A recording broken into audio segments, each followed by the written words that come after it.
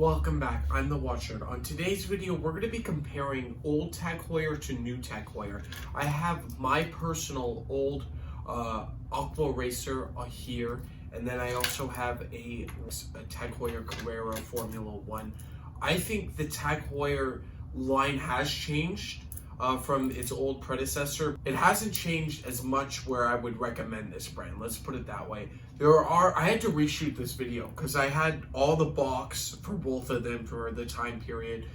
This has box and the card and everything with it, but I took this Tag Heuer Formula 1 home, and I was absolutely baffled, and I was very actually upset with Tag Heuer, because we're going to point some things out in this video that Tag Heuer does that really peeves me off. This is automatic, of course, and this is a quartz, but I'm going to also talk about that in a minute. I first want to talk about the Chanel chain giveaway, and we'll flip ourselves around. So I'm going to give this Chanel chain enamel sterling silver away as soon as we hit 1,000 subscribers. Doesn't matter where you are in the world, I will give this chain out to you, and Diamonds and Beyond has to get 1,000 followers. Now flipping ourselves around, I have the two watches now. This has more of a sunburst black face. This is more of a gray face. These are purely aesthetical. I'm going to go through the spec sheet, and by the end of the video, I'm going to tell you which one I prefer, and I would love you to guess to see, and also I would love to hear what you prefer also in these pieces, because I really do, I think there's some value in here, but not for anywhere near retail or even, you know, on the gray market. I'm selling you like it's not really one of the best watches you could buy or close to the best for the value, but some people like the brand recognition, and I understand that. But let's just talk purely spec sheet right now, and then we'll go into the value a bit later. So this is the Tag Heuer Formula 1. This one I believe was 2012 era. This as you could tell, has the black and aluminium bezel. Tag Heuer does not use ceramic, but it does turn here. It's a unidirectional, and there is, look at that back. You could even see the amount of, you know, it's not something that you see, and we'll talk about backplay here in a second. So bezel's kind of important to me. For this one, it's not as important because this is more towards a Formula 1. If I pull out in the time position here, we can move it. It's pretty, it interacts with the time pretty well, the stem action. So it's not horrendous. It has hacking. This is one of the first pet peeves about me in this movement. There you can see the date windows pretty accurate and pretty fast. But they say on it's Carrera 5. That's what they call this, the Carrera 5 movement. But I have a problem with that, because this is not Tag Heuer's Carrera. This is an ETA. This is something else. And they slap on a rotor, and that's what they call a Carrera. Now, there's some accurate reports, and they say this is a little more accurate, so they might tinker with the movement, but no, they should just say whatever ETA movement it is, or Salida. And they kind of confuse their base, because, you know, if you want to know what you're buying so you can know how to service it and a bunch of things, but a watchmaker of course would know how to do that. But that's why they put a Carrera on there and a bunch of other different things, and I'm not a huge fan of that. I wish they were just more honest. It wears, you know, I think it's 42, but I'm gonna be honest with you, it wears massively. First, I have to take off my 1675, one of the best watches I've had on the wrist. Very fortunate to wear this frequently and have it on the channel. I'm very happy. I love this watch. Really, really gorgeous watch there. But going back to this, it has sapphire crystal, hopefully, at this, you know, you don't want mineral, and they're not going to put acrylic, because that's not the type of watch. So snapping it in, you could tell it's big on me, and it's heavy, and I really don't like I like heavy watches, sport models, but not like this. There's very little curvature to the lugs. There is a little bit at the end, but it's more flat, I feel, than Rolex equivalents. and I'm not a huge fan of that. I'm not really big on that. I like a curved more case, but it does feel big on the wrist, and it's a heavy piece too, so it's not something that you'll put on and forget. Now let's talk about the bracelet, because we talked about the movement and everything in here. They're both the same with the date too, but the bracelet, as you can see, if I go up close, it looks like screwed. It has screws in there, and I was trying to unscrew this watch because I had to size it for my wrist in order to wear it, because I wear all my watches at least for about a week before I do these reviews. And so this is why this video wasn't uploaded. So I was trying to unscrew it. I was trying, and I finally got it out, and I was wearing it and everything, but I realized it's push-pull pin when I got it out. So I was trying to screw it, but it doesn't work, so I had to push-pull pin, because they have it on the inside. As you could see down here, there's the arrows there on the actual bracelet. That's how you know it is push-pull pin, when there's arrows. So I was really peeved off. I think they're lying to, not just to the people that are buying it because they see maybe the screws, but they also can see the arrows. But they're trying to make it look like they have a better quality watch than they do, and that really peeves me off. I think if they just say pull pin and they don't have actual screws, because there's actual screws in here, that really bothered me, and that made me redo this video. That drew the line. I also really didn't like the actual. They said that they have their own movement, Carrera 5 there, and it's really not their movements in ETA. So that peeved me off, and I talked about that, but that bracelet made me rethink this Tag Heuer offering, and I really don't. That peeves me off very bad. It has 200 meters of water resistance, and for a racing piece, for an everyday piece, well, supposedly everyday piece, that's fine on this. It's not crazy, because like 300 meters, but it's more than a Datejust, but this is more towards a sport model too.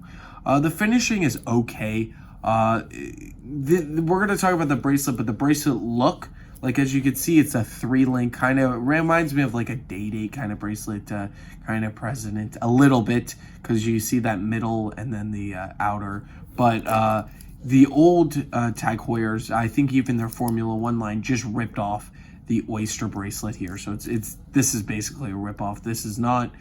This is totally a ripoff of the bracelet appointment, as you can see here. Very. I kind of want to say cheap for a watch costing this amount.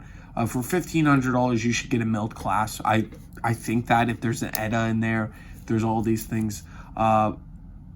Definitely, I think they should put that in there and actually do it. But they also have some stickers on still, so it's basically a new watch.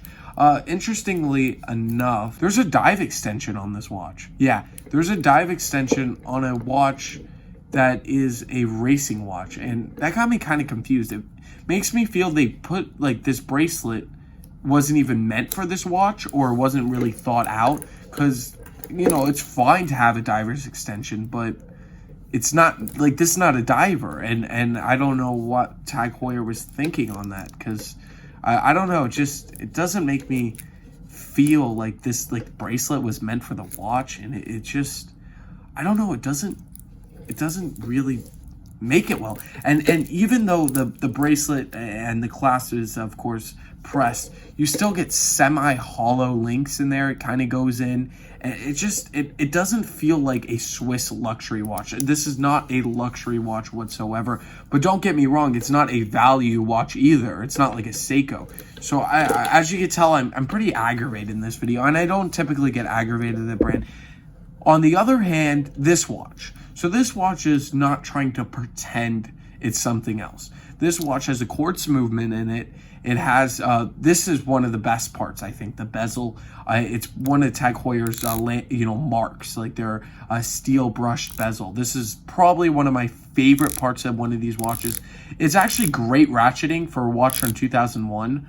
And then let's look at that back play. very little compared to the later model in the aluminum. So I think the bezel is actually better built here on this 120 click as all the other one is too. But I'm pushing here. I'm like pushing. You could see slightly, but not huge amount like the other. I'll show the other once more in a second. So we just actually we don't have double deployment, but we also have an extra micro adjust to the other. There's only 3 on here and an extra micro. I think that's helpful. I think the more micro adjust, the better. Like 6, I think is great. 5 is great, like date adjust and all that. Sapphire crystal on both. As you can tell, the actual lume is fantastic on these watches. I have to do that. I like this one even. This one lasts forever. I really do like it. And there's one thing about the bezel. It's all black still. If you look at a lot of these models that are used a lot, in salt water at least, the black fades out of the bezel and it's not faded out here. And we see the diver's head. So yes, it is built, I think, slightly less than the, of course, newer Tag Heuer, but this watch isn't trying to pretend it's something else. And it has push-pull pin. It doesn't have fake screws in there. There's no fake screws on this watch. It's just regular push-pull pin, which I think is great. Like, I don't mind it at all. And on the wrist, this is so much better than the equivalent. It just feels like 39 millimeters is the perfect size. I really like 39 millimeter case, and it feels, the bracelet even feels better. I don't know how. And I'm not like connected to this watch. I'm not being biased in any way. I just feel like this, as long as you know you're buying it right, because I bought this watch for a lot less than retail. I'm talking maybe a fifth of retail or a little less than that. But yeah, so you just got to buy it right. And that's my recommendation on it. A fourth actually of retail, but still it's around 1,500 retail. High polished middlings, that's something I don't like. You could see I bought it very used, this watch, no box, no papers, and you could see all that scratches, but that could be polished out. It has never been polished because it has those edges, and the case is more compact, the lug to lug, thinner, of course, because there's a quartz movement in there. In ETA, they use ETA or Salida. They really don't tell you on it. I believe this one's actually ETA. 300 meters, water resistant, screw down crown. The crown action's fine on these pieces. Really nice, actually. I really like this. But yeah, so this one and the other, we're going to test the lume really quick in a second, but I just wanted to kind of compare these. I had such a comprehensive review kind of both. I had the box, I had everything, and I got so like mad about this watch. Like it's trying to be something and it really can't. It's trying to cover too many bases, and it can't. They need to evolve a little more than this. If Tag Heuer starts actually putting screwed links in, if they actually start really caring, maybe even develop an in-house movement and not lie and just say, you know, it was a Seiko. They lied. Tag Heuer lied to their customers. They said they developed a in-house movement in 2012 and they didn't. So yeah, I'm not a huge fan of that. I'm not a huge fan of lying companies, and I think that reflects it in the sales. Most of these are bought in America, and most of them are bought at discounts at Costco and places like that, but European markets not into this watch, and I understand why, because they understand horology. But I will turn off the lights and do a little lume here test.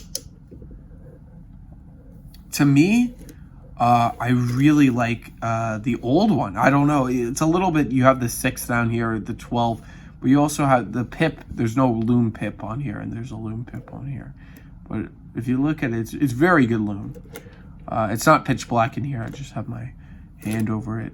It lasts you, this, I know for sure this lasts you a bit longer. I actually noticed this fading a bit quicker than the old one, but it's fine, honestly. Both of them, they're decent lume for the price. I don't know, it's lighter. I feel like they used less steel in the bracelet on the old one, but I know it's not very as you would call it, a straight like review format. Like I didn't go through every single step. I just wanted to get into it because I don't want to continue to spend time with these pieces because I don't want to promote them. If you can get the old one, this is a Tag Heuer Aqua Racer 300 meters, water resistant and with the gray face. If you can get it, I'm saying anything under 500. I say for this watch, anything under 500. For this watch, I'm not going to say a price because if you want this, if you're the customer that wants this watch, I don't want to change your mind. If you understand what this watch means, this Formula One, and you know they're both signed crowns. There's text. I'll show you the back really quick. Let's turn back the lights really fast. But the back on it, it has like text. It has like a checkered finish. They did add things to it. It's a very thick case too. Very thick. It's a heavy watch, and I know it's hard to compare with quartz too. That's why I didn't want to go super. I could go into the millimeters and I could do the lug to lug, but I would be here a while, and I don't want to put you all through that. So I just wanted to do a fast kind of review of this Tag Heuer Formula One caliber 5, and then my Tag Heuer Aqua Racer 39 millimeters. Really, I really do prefer this, but I wonder what you prefer, because this is quartz. This is definitely a higher price point, no question, because this is an older Tag Heuer. But I personally would wear this more than this. That's my opinion. I like a little bit smaller watch, and I think it has a little bit of appeal with that bezel there. Here it's just an aluminum. There's more back play if you look at it. There's a lot more. If I get close, you can see, and it moves like it's actually kind of unreal how much you can move this back. And I know some of it's not even coming off in the camera, but it's not something where it's really sturdy. Like Submariner's better than both of these together, but it's not something really sturdy. I wouldn't trust my life with either one of these diving, but they are both a package. So I would love to hear your opinions. Are you a big Tag Heuer fan? Look, Tag Heuer has some promising outcome. They're coming up with some new stuff. I really do like the Monaco line. I think if after buying this, because this was my first quote unquote, not luxury, but my first Swiss watch. But when Tag Heuer really gets their stuff together, I really would like to buy a Monaco one day. That one I would like. Of course, an original would be the best, just a Heuer Monaco. But Tag Heuer is more realistic because those prices have gone through the roof, and that watch would definitely be on a list somewhere. So that's the only other Tag Heuer I would buy. But I'd love to hear your opinions in the comments down below. I want to thank you all for watching, and I will definitely catch you in the next one. Have a fantastic day, and please be nice to me if you like Tag Heuer. I used to love Tag Heuer, and I still do like some offerings from Tag Heuer. I just really don't like when a company lies. I'm not a huge fan of that. If Rolex did something like that, well, first of all, they would never do something like that. But if they did something like that, they would ruin their name. And I just want you to realize, like, if a company does that, it's very, fishy, and it's not a good thing to lie about movements and the screwed links. And it makes it seem like a better watch than it is. And I don't like that about it, because it makes it actually cheaper at the end. So I would love to hear everything down in the comments below. I hope you all enjoy your day. I hope this was kind of educational. I know there was a little bit of bias in there, and I wasn't trying to be biased, but I really wish you all a good day, and I will definitely catch you in the next one. See you next time.